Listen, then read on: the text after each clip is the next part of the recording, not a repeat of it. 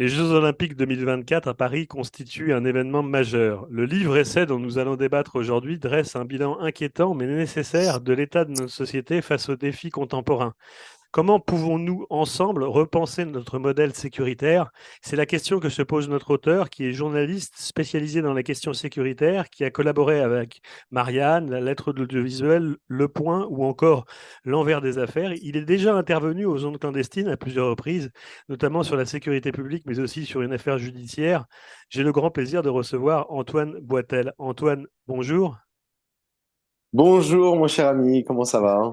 Bah écoute, ça va. Antoine, je crois que c'est la deuxième ou troisième fois que tu viens ici aux ondes clandestines.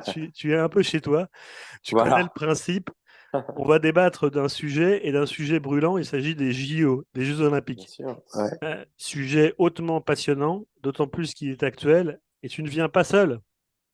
Tu viens avec ton Je- bébé, le livre, le calvaire sécuritaire. C'est gentil. Oui, Comment, oui, oui, bien sûr, bien sûr. Il ou comment m'accompagne les toujours JO depuis des mois. vont bouleverser durablement le quotidien des Français. C'est Ah, édité aux éditions de l'Observatoire, si je ne m'abuse, oui, c'est ça. Et la tradition oblige aux ondes clandestines. Tu vas essayer de te présenter en fait de manière singulière, même hum, si je l'ai déjà fait, hum. et ensuite nous dire comment ton livre d'entrée de jeu va devenir finalement va bouleverser durablement le quotidien des Français. Les pauvres Français, on leur a tant fait. Je voudrais pas les bouleverser et bouleverser leur quotidien. Du reste, c'est pas mon rôle. Moi, dans ce modeste essai que tu présentes si gentiment, je pose quelques petites idées. L'idée selon laquelle, à mon sens, on a un peu changé d'air tranquillement entre 2015 ou 2012 et aujourd'hui, avec une menace terroriste qui voilà qui a changé de niveau régulièrement et puis qui s'accroît. Une menace délinquentielle qui malheureusement ne fait que s'accroître également depuis fort longtemps maintenant. Et bien évidemment, en face de cela, la réponse sécuritaire, puisqu'il y a un continuum sécuritaire, il y a également un continuum de délinquance et vice-versa. Donc, j'espère qu'on a mis en face de ce moment qui cristallise toutes les passions, puisque la France devient une vitrine pour tout l'été 2024, Oui. qu'on a mis en face la bonne réponse vis-à-vis de ceux qui veulent nuire à notre beau pays. Voilà. Alors, on va segmenter en plusieurs parties, en trois parties, cette émission. La première partie, on va la consacrer à l'architecture du livre dans quelques instants. En deuxième partie, on va traiter donc des JO, une épreuve dans l'épreuve, deux Mm. points, la sécurité, évidemment. Et en dernière partie, on abordera des questions plus générales d'ensemble avant de te donner le mot de la fin et la conclusion. Avant que tu ne prennes la parole sur l'architecture du livre, je tiens à dire que les JO, c'est 10 500 athlètes olympiques, 4 350 athlètes paralympiques participants à 878 épreuves dans 54 sports, 72 collectivités hôtes, plus de 40 000 bénévoles mobilisés, plus de 13 millions de billets mis en vente. Donc on a compris, les JO, c'est un événement sportif, une manifestation à grande échelle. Et donc, revenons sur le livre, en fait, le calvaire sécuritaire, en fait, qui nous mène aujourd'hui. Son titre, est-ce que tu peux nous en dire un peu plus? En fait, il est intriguant. Alors, le cas, oui, oui, il est intriguant, bien sûr, il est un petit peu romantique. Le calvaire sécuritaire, il y a deux calvaires. Il y a un calvaire qui, à mon sens, est celui que doivent vivre nos amis des forces de sécurité intérieure, bien entendu, puisque, comme tu le sais, bien sûr, et comme tous nos auditeurs le savent, ils sont mis à très, très forte Ils contribution sont soumis depuis, à une grosse pression. bah, bien sûr, 2012, on peut remonter plus loin, mais admettons qu'on commence à 2012 sur la menace terroriste islamiste en France, jusqu'à aujourd'hui, hein, puisque ça s'arrête jamais. Entre-temps, on a eu bien sûr 2015, 2020, il y a eu le Covid qui est passé par là avec les confinements sanitaires. Auparavant, il y a eu les Gilets jaunes qui les a bien sûr pressurisés, les pauvres policiers et gendarmes et policiers municipaux. Il y a eu moult sujets de dissension entre nos fonctionnaires, voilà, et puis la population contre qui on les envoie parfois, faut bien le dire, comme une sorte d'ajustement social pour régler les problèmes. Les politiques envoient dorénavant de plus en plus souvent les policiers et les gendarmes au devant des problèmes. Moi, j'ai Le vu. résultat, c'est qu'ils sont crevés, quoi. Enfin, tu vois, Ouais. ils ont travaillé quand même très, très dur. Ils ont eu peu de repos. Ils se sentent. Enfin, on est très, très loin de 2015 avec cet élan populaire. Ils le savent, hein. Je veux dire, les pourcentages sont toujours aussi bons pour l'assentiment des Français vis-à-vis de l'action policière, mais malgré tout, ils baissent un petit peu. Et puis, ils ont toujours un petit peu cette impression d'être voilà, pris à partie par les médias, par les contestataires politiques que sont bien sûr les franges de Moi, j'ai vu deux l'ultra-gauche. choses, en fait. J'ai vu sur le calvaire, en fait, une allégorie religieuse, en Oui, fait, et sécuritaire, en fait. Bon, bien sûr, l'allusion aux forces de l'ordre. c'est l'autre versant, bien C'est sûr. l'autre versant, en fait, C'est ouais. celui qui nous fait plus l'insécurité ou le sentiment d'insécurité, comme dit notre cher garde des Sceaux, s'accroît, plus on a besoin, bien entendu, de mettre en face de la menace une réponse sécuritaire assez, comment dire, vive, quoi. C'est-à-dire, on commence à ressembler à d'autres pays comme celui, comme on va parler des États-Unis ou d'Israël, par exemple, ou Ouais, de la Chine, même si on veut, où il y a exact. des endroits sur le globe où, bien sûr, on est obligé d'augmenter la sécurité vis-à-vis d'une menace réelle ou imaginaire, hein, suivant les pays, puisque, par exemple, la Chine Euh, est quand même pas si menacée que ça à l'intérieur. Mais, bien sûr, il faut, dorénavant, pour organiser un événement pacifiste comme les Jeux Olympiques, on est obligé voilà, d'invoquer une armada terrible. Et bien sûr, enfin, c'est malheureusement un besoin réel, hein, réaliste. Hein. J'ai le pas de livre commentaires à est ce un, sujet. le livre Mm. est un essai d'une centaine de pages. Mm. Il a en fait une devanture en fait assez intéressante en fait avec une couleur orange et blanche. Voilà. C'est vrai. Est-ce que je vais t'interroger en fait Alors, sur. je ne suis malheureusement pas le graphiste de l'ouvrage. Cependant, évidemment, c'est des couleurs vives qui sont qui se signalent gentiment en librairie et qui, par ailleurs, sont proches des idées du secours. Voilà, ce sont des couleurs assez voilà communes dans le monde du secours et de l'assistance aux personnes. Donc, C'est vrai. je ne la renie pas, cette couleur. J'aime beaucoup la sécurité civile et Oui, il c'est n'y a pas de vrai, c'est problème. vrai. Un petit mot sur l'éditeur, L'éditeur, bien sûr, Observatoire. l'Observatoire, donc dans la grande organisation qui est Humaine 6, qui a récemment été acquise par Flammarion, je crois. Oui, oui, formidable éditeur. Moi, je suis très heureux d'être allé là-bas. J'ai été édité par un homonyme de notre préfet de police de Paris qui s'appelle Laurent Nunez.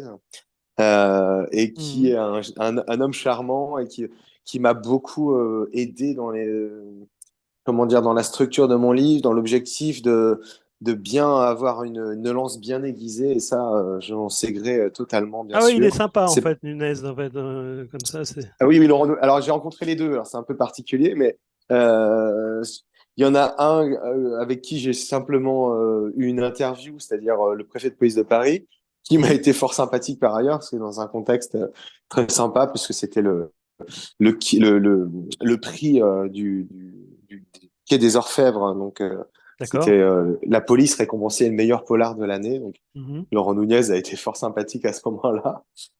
Et puis, l'autre, mon éditeur, qui est pas forcément versé dans dans la même littérature que le préfet de police, mais qui est par ailleurs un auteur reconnu et reconnu de la littérature française et qui fait des très beaux livres que j'encourage à aller visiter, bien sûr. Et il m'a bien aidé parce que, comment dire, il a donné une portée à mon ouvrage que j'avais pas forcément envisagé au départ. Je partais sur un ouvrage sur la police, le syndicalisme policier, sur l'état de la sécurité publique en France et l'état de la sécurité intérieure Et c'est lui qui a en France orienté sur vis-à-vis la de... sécurité nationale, sur Il la. a su, bien sûr, on a parlé des Jeux Olympiques très rapidement, et tout s'est imbriqué, c'est-à-dire que ma vision personnelle de la sécurité intérieure est Mhm. venue matcher, comme on dit, avec l'idée des JO qui cristallise en quelque sorte notre façon de faire de la sécurité intérieure en France.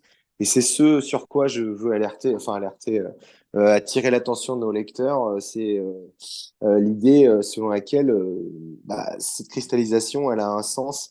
On fera plus de la sécurité en France comme on l'a fait auparavant et surtout depuis les attentats terroristes. Pour moi, c'est une sorte de ligne voilà, continue et c'est Oui, ça que c'est une j'ai voulu sorte décrire dans cet d'invitation essai. urgente à repenser notre rapport, comme tu le dis, à la sécurité.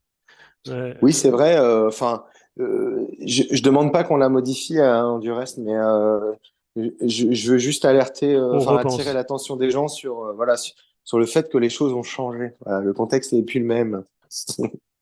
Exactement. Ça, c'était la partie en fait concernant l'architecture du livre. En fait, Mm. on va plonger dans le cœur du sujet, les JO, une épreuve dans les épreuves, la sécurité. Donc, la sécurité, c'est un sport durant les JO. Je crois que chaque jour, il y a environ 30 000 policiers et gendarmes qui sont mobilisés, si mes chiffres C'est sont l'idée. bons, Ouais, pour bien assurer sûr, la sauf le sécurité 26 des juillet. athlètes. Ouais. Ouais. Ouais, donc, Oui, du public, hein, bien entendu. Hein, c'est de la et du sécurité public. publique. Ouais. Ouais, et du public. Des Est-ce sites que tu aussi. peux faire, toi, un état des lieux sans que ce soit forcément trop pompeux, en fait, ou autre, Ouais. mais un état des lieux sur l'aspect sécuritaire durant les JO, comment ça va se passer pour nous rassurer? Pour nous rassurer. Si on aime voir du bleu dans la rue, je pense que, enfin en tout cas en Île-de-France, bon, à Paris, on sera pas déçu du voyage. Moi, il se trouve que c'est mon cas puisque j'aime bien discuter avec les fonctionnaires ou avec les différents corps de métier de la sécurité quand j'en croise dans la rue. Donc c'est déjà fortement le cas évidemment à Paris. Pendant les JO, je rappelle au passage que le 26 juillet, donc la cérémonie d'inauguration, si elle a Oui. lieu sur la scène comme prévu, on parle de 45 000 policiers et gendarmes, 20 000 militaires. Je sais plus où on en est de la sécurité Donc, privée, il y mais a on un attendait très, quand très même. gros dispositif Ah ouais, c'est policier. bien sûr. Ouais, il y a, C'est presque du jamais vu, en fait, bah sur... moi, pour quelqu'un un peu bizarre comme moi, ça va être intéressant parce que j'aurais envie d'aller voir. Ouais, Mais pour les gens qui viennent pour juste profiter d'un spectacle, parce qu'on parle de très beaux tableaux hein, sur la scène pour l'inauguration notamment. C'est vraiment un spectacle visuel, je pense, qui est incroyable, hein, qui a été prévu ça là-dessus, j'ai ouais. pas de doute. Et bien, évidemment, voilà, faut s'attendre aussi à être filmé sous D'accord. toutes les coutures, observé par des snipers dans des hélicoptères, vu par des drones. Voilà. Ah, C'est donc, une vision, en fait, très sécuritaire oui, de bien la sûr. manifestation. Là-dessus, et tant mieux, enfin tant mieux, Un tant état mieux, des tant lieux pire, j'en qui sais rien, mais rassure, ouais. finalement. Le Oui, dispositif, oui, non, bien sûr, plus il est intéressant, plus il est il rassurant. Parce que rassure. ce qu'on va voir après n'est pas aussi forcément rassurant, puisqu'on va parler menaces. Les menaces, moi j'ai demandé à quelques amis à moi avant Hmm, de venir à l'interview en fait ce qu'il en était des JO et de leurs craintes. Ils m'ont dit, nous hmm. on craint en fait un attentat terroriste. Voilà. Oui, bien sûr. D'autant plus que Depuis plusieurs années. j'ai fait un sondage sur LinkedIn Ouais, sur cette question-là. Craignez-vous un attentat terroriste pendant les JO? Et à pour les hauteur JO. de 70% des gens, la crainte était réelle. Oui. Est-ce que c'est, comment ça va se manifester ça, la menace terroriste, elle est protéiforme en fait. Elle peut être, on parle de drones, en fait, on parle Hmm. d'attentats Alors, suicides. ouais. On a donc bien sûr les domaines classiques de l'armée, c'est-à-dire l'aérien, le terrestre, le maritime, on a décidé de faire une parade Ouais. nautique digne du XVIIIe siècle sur la Seine. Et Et ça, c'est d'ailleurs à ce propos, en fait, qu'on peut citer dans ton livre, il y a ce passage-là concernant Alain Bauer, le criminologue, qui dit en fait que c'est criminel. une folie Euh, criminelle. lui, voilà. Des propos forts qu'on a souvent ressortis du placard depuis qu'il les a tenus. Et Ouais, je pense qu'il les a tenus à dessein parce qu'il sait qu'il est Alain Bauer et il sait que ça va ouais. porter, quoi. C'est un message qu'il envoie.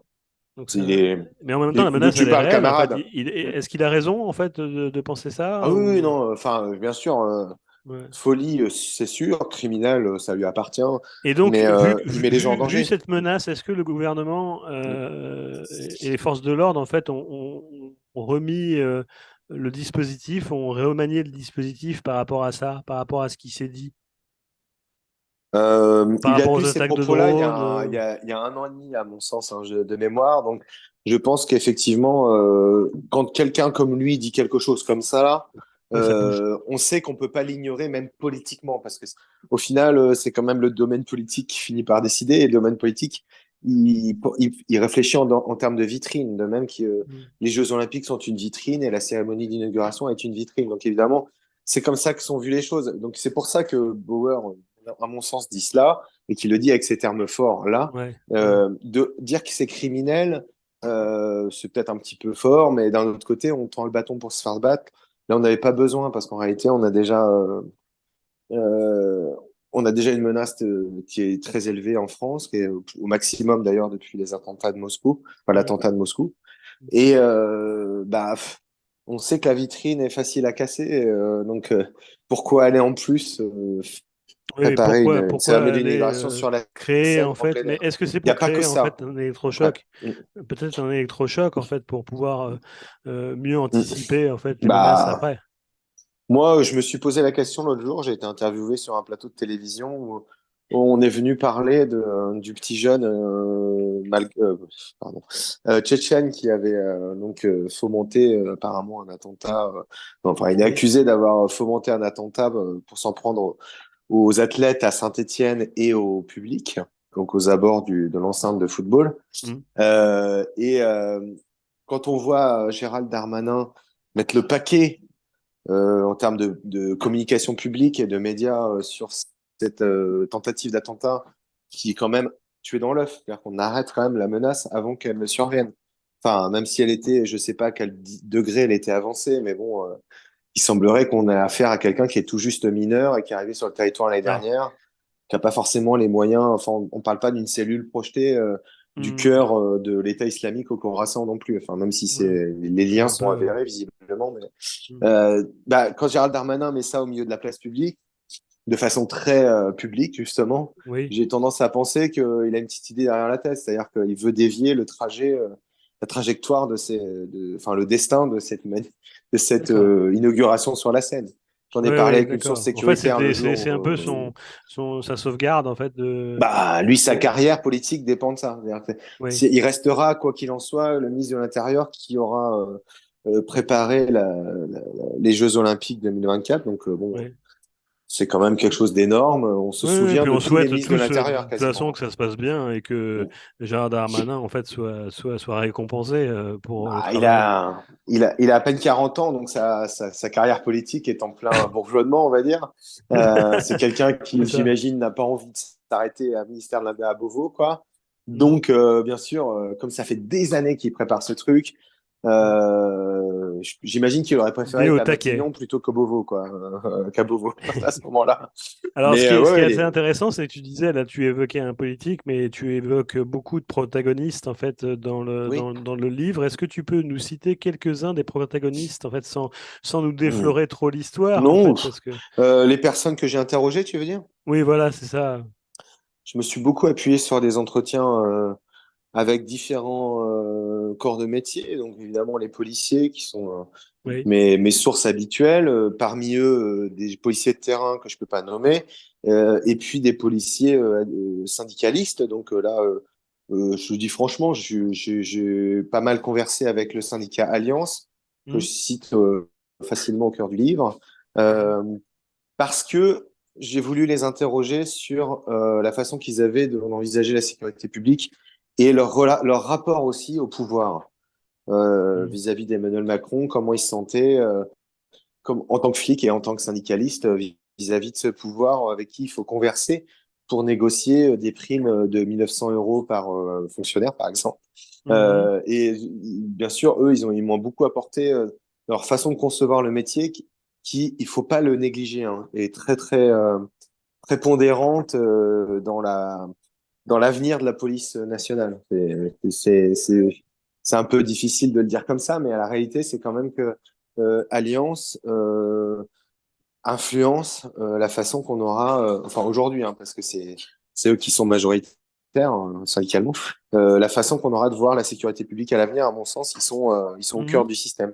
Oui. Donc, quand ils me disent, par exemple, à l'instar d'un des syndicalistes que j'interviewe, ils ont plus vraiment de tabou vis-à-vis de la sécurité privée, par exemple, eh ben, Mhm. moi, ça m'a l'air, enfin, ça m'interpelle. Parce que quand j'entends ça, je me dis, ok, c'était le tabou ultime des fonctionnaires, fonction publique, de dire que le privé, voilà, serait utile ou pas utile, parce que vraiment, normalement, quand on est policier, jusqu'à il y a pas très longtemps, on voyait d'un assez mauvais œil la sécurité privée. Je le dis, voilà, de façon un peu banale, mais c'était quand même pas le truc qu'on avait envie d'avouer. Ouais. Et là, j'étais étonné de voir que les mecs sont très réalistes et me disent directement, bah écoute, franchement, les flics, ils peuvent pas tout faire. Voilà. Donc, si En on a besoin de fait, sécurité il y a un privée pour les glissement JO, en fait vers la sécurité privée, c'est-à-dire que ah, finalement, c'est pas, on se dit les fonctions régaliennes en fait, ça me nuise un petit peu en fait au profit des fonctions privées, des je, fonctionnalités policières privées. je pense qu'il y a un principe de réalité qui est le suivant, c'est que on a besoin de plus en plus de sécurité au quotidien et qu'il y a des tâches qui incombent aux policiers et que les policiers n'ont pas forcément envie de réaliser. Un policier, c'est faire police secours, ça ok, Oui. c'est vraiment la base de la base du Il y a métier des de tâches policier qu'ils veulent pas et faire, on ouais, c'est espère ça. que Donc, ça ira jamais ce sera jamais fléché vers une milice quoi, en quelque sorte. Il y hmm, a tout ce qui est les corps de métier d'élite dans la police nationale, il y a beaucoup de métiers, gendarmerie aussi. L'élite, dans le sens de l'intervention, quoi. Personne n'ira jamais confier la brigade de recherche et d'intervention ou la BRB ou je ne sais quoi à des corps privés en France, normalement. Jusqu'à hmm, présent, ça paraîtrait totalement aberrant.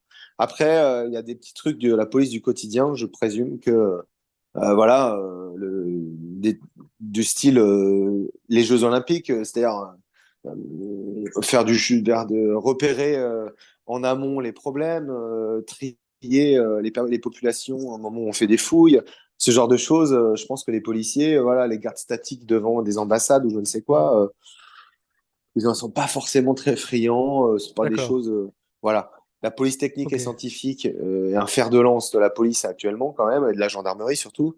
Et Hmm, cependant, on sait déjà en police que ça va être très difficile de faire de l'investigation à l'avenir avec le domaine numérique, l'intelligence artificielle et la data, la big data.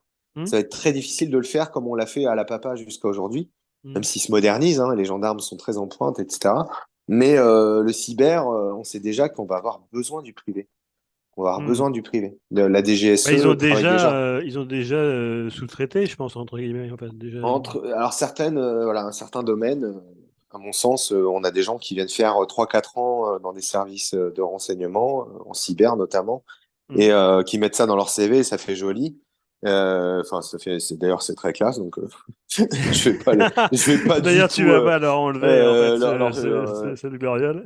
bah, absolument pas, non, non. Puis derrière, c'est des gens qui vont faire des licornes, etc. Hein. Ouais, C'est pas des gens à prendre à la légère. Mais, ouais, et puis d'ailleurs, par patriotisme, ils donnent 3 ou 4 ans de leur vie là où ils auraient pu faire des centaines de milliers d'euros par an. Hein. Donc, bien sûr, ouais, grand bien leur face. Mais cependant, bah, on sait très bien qu'on peut pas se payer ça en fonction publique, en fait.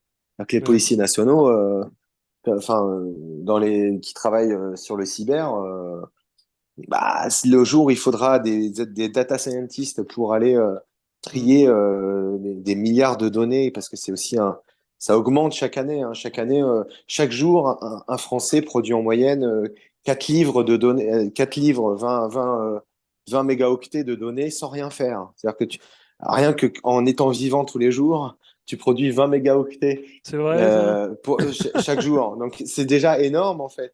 Ah ouais. 4000 livres, pardon. Moi je. Donc ça veut dire, c'est pas que c'est exponentiel parce que ce terme est galvaudé, mais enfin, on va produire de plus en plus de traces numériques tous les jours. Donc ça va influencer la façon de faire de l'investigation en France, évidemment, puisque C'est ça. la culture de la preuve étant prépondérante maintenant, il faut mettre le paquet hein, dans ce sens-là, bien sûr. Ton livre, en fait, parle également en toute fin, je crois, d'un aspect, la sécurité nationale, qui est un sujet, en fait, qui est intéressant et qui t'est propre, en fait, je crois, à la sécurité nationale. Sujet, sujet phare. Qu'est-ce que tu peux nous dire sur la sécurité nationale? Comment on passe des JO à Hmm. la sécurité nationale, déjà? C'est. Bah, l'idée est, de laisser était un peu de dire, voilà, cette, cette façon qu'on va avoir dorénavant et qu'on a d'ores et déjà de faire de la sécurité en France, la sécurité publique.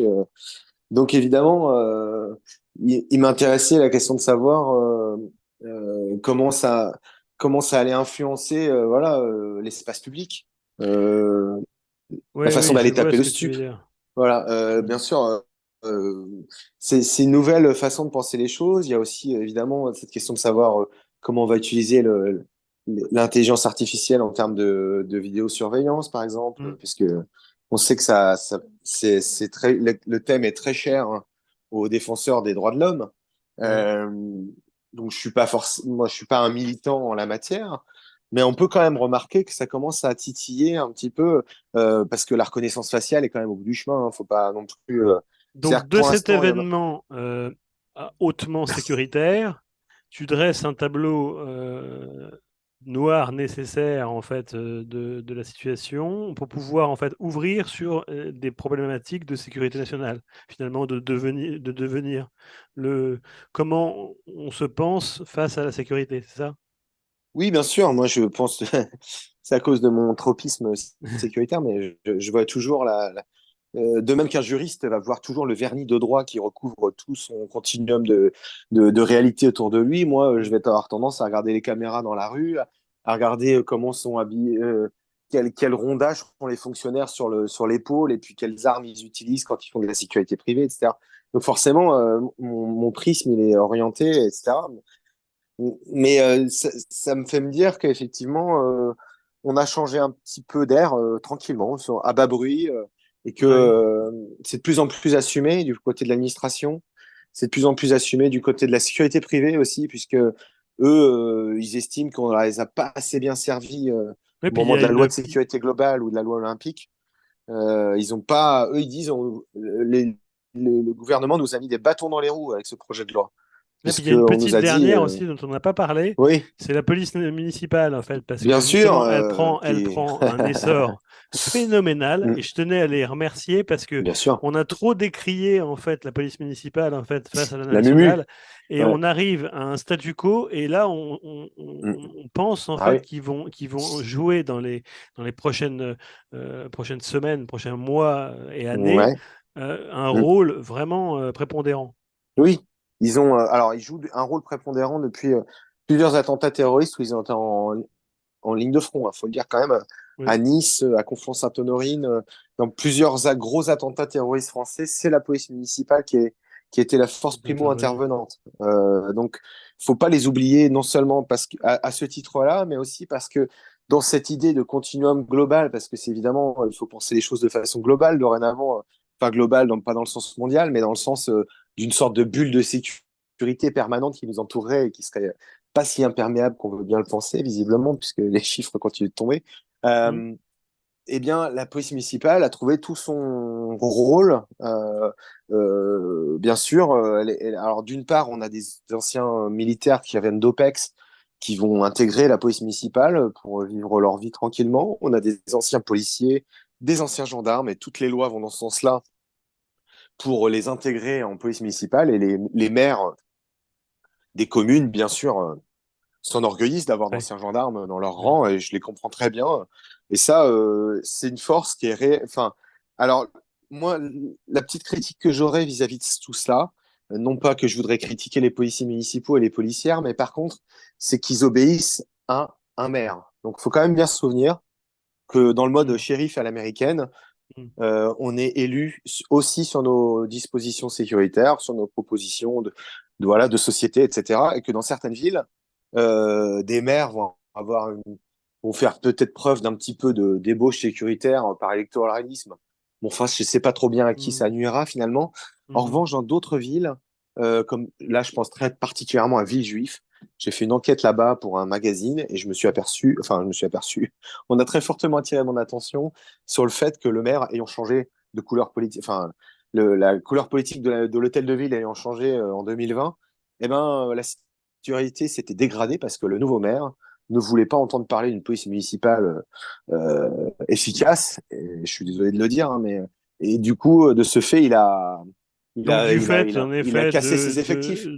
Voilà. quelle que soit la Mm. coloration politique, je crois qu'il faut Oui. avoir à l'idée, en effet, qu'une police Ah municipale bah oui. reste Ah, attachée au maire bon, pas au ministère de l'Intérieur. Ouais. et non pas au ministère de l'Intérieur. Ouais. C'est ça. Elle a un ministre de tutelle qui est Dominique Faure actuellement, hein, qui est Ouais. donc, enfin, anciennement cohésion des territoires, je ne sais plus très bien, évidemment, mais le patron, c'est le maire ou la maire. Donc, à Nantes, moi, j'ai eu des policiers municipaux déjà dans la vie au téléphone qui m'ont dit, bah écoute, mon moyen de défense intermédiaire, donc on pense là, tonfa, LBD, tout ce que vous, gazeuse, etc.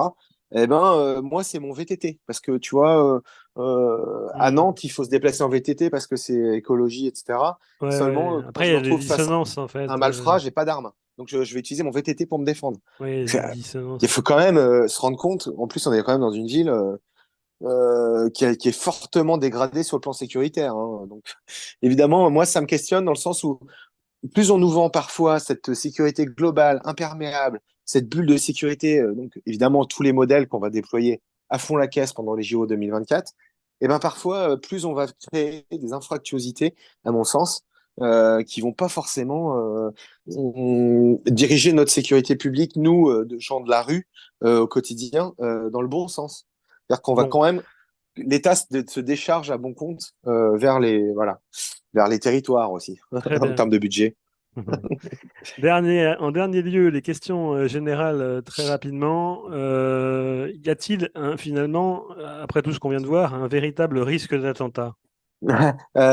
Oui, sans problème. Enfin, encore aujourd'hui, j'ai vu une information selon laquelle un espion présenté comme russe aurait voulu attaquer des armes Euh, destinées à l'Ukraine, à l'aéroport de Roissy, je crois.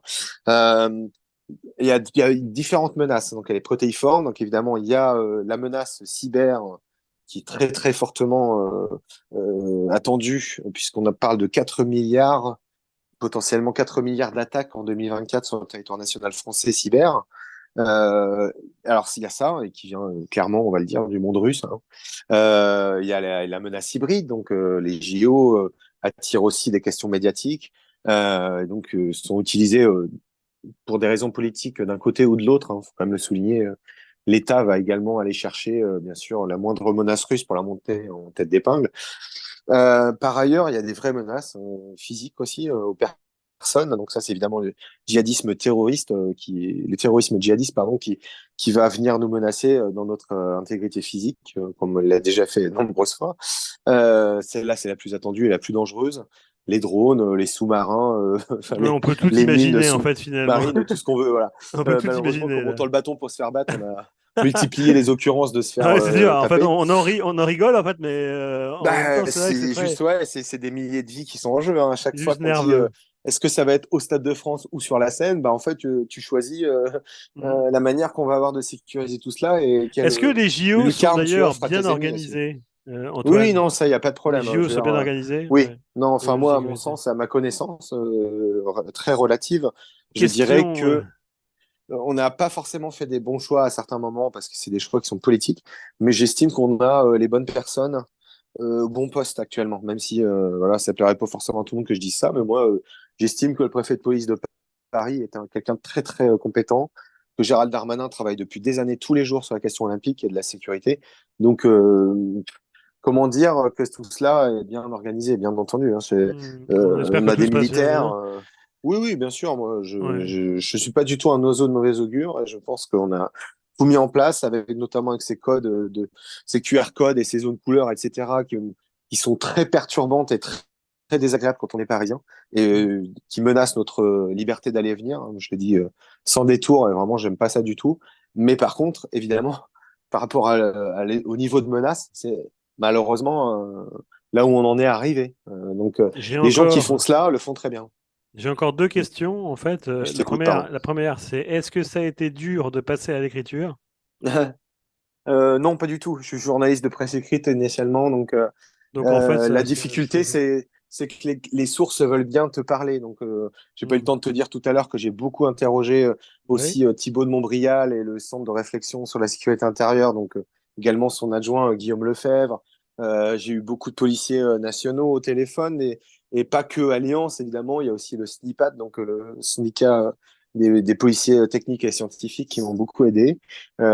J'ai parlé, voilà, avec autant de sources que j'ai pu, si Béatrice Brugère, qui est donc la patronne du syndicat Unité Magistrature, qui est très, très en pointe sur les sujets de l'avenir de l'investigation en France, notamment, qui m'a beaucoup, beaucoup aidé avec Mhm. ses échanges et qui a également publié un bel essai chez l'Observatoire.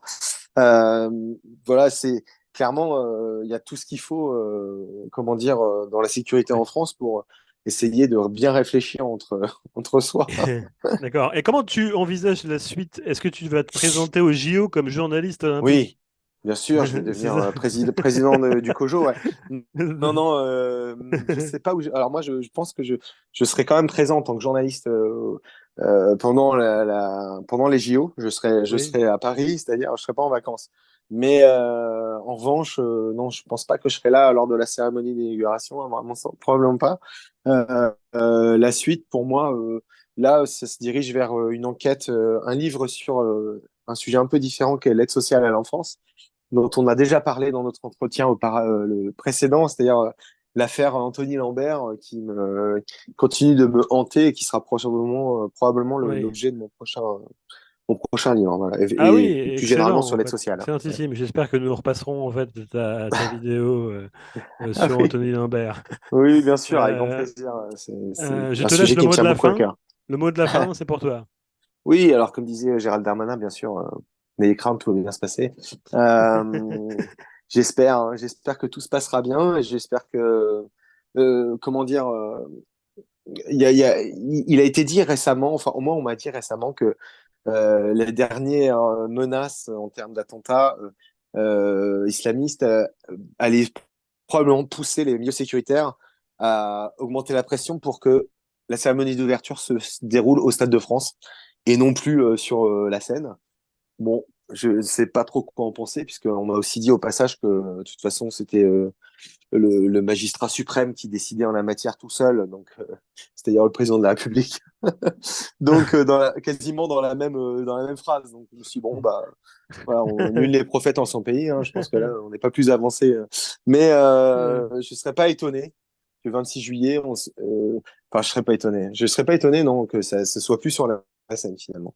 Voilà. Et moi Entendu. j'en serais j'en serais très soulagé en fait en réalité parce que je suis sûr que les tableaux prévus sur la scène seront magnifiques, mais à la limite, je préférerais presque les voir en intelligence artificielle, enfin en mid-journée si tu veux, qu'en direct, parce que ça, je trouve qu'on s'expose trop en faisant cela. Et je suis pas évidemment pas le seul à le penser, tout le monde le pense depuis le début. Et c'est la vie. Entendu. Merci Voilà, ça Antoine. En sera mon fait, petit mot. je passe à la conclusion Merci de cette Aurélien. émission. Panem et circenses, du pain et des jeux, expression sous la Rome antique, allégorie du pouvoir. Alors ces jeux, manipulation du peuple ou événement céleste, joie, allégresse, peut-être un peu des deux. Je vous laisse tout à fait en compagnie du livre de Antoine Boitel, Le calvaire sécuritaire, comment les Jeux olympiques vont bouleverser le quotidien des Français.